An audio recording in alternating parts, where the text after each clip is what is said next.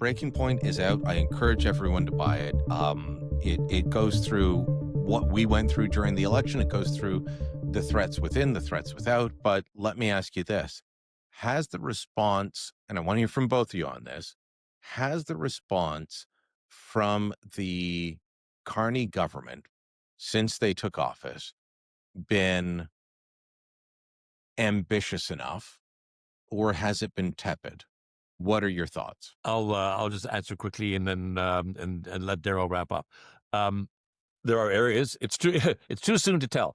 You know, You sound there. like me. You're Yeah, you're trying to be a politician, John, and you're sounding like no, me. I'm just trying to dodge. look, the book argues for the incredibly important importance of increasing defense spending, toughening up foreign policy in order Which in to. some areas they've done, some areas they haven't. Yeah, we'll see what the budget says, but at least the commitment is there verbally.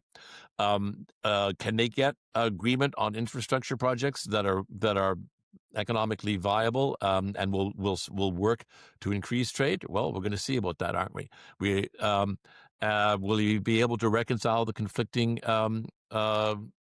regions within the country, the conflicts within between the generations, and while at the same time integrating our future into that of Indigenous Canadians? We're going to see about that too.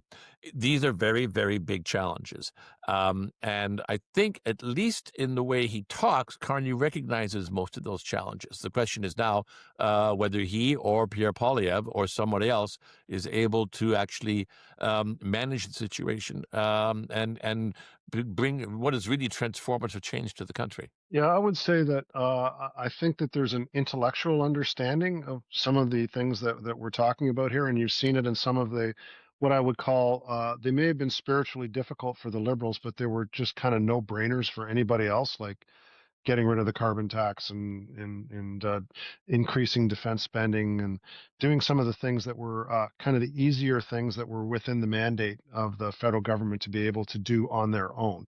Now the question is whether he can get people to work together to make some of the changes that we need in order to bring this country closer together, and that's going to be a real test for Mark Carney, because I think he's a very smart man. He understands some specific pain points that are within the confines of what the federal government can do on its own, and he's dealt with those, but he's shown no skills to this point as being a person who can either rally the nation or negotiate and rally other political players in this country and get them all on the same page about something. In fact, the last couple of days shows just how difficult it's going to be. People wanting to do their own freelancing in the United States or whatever.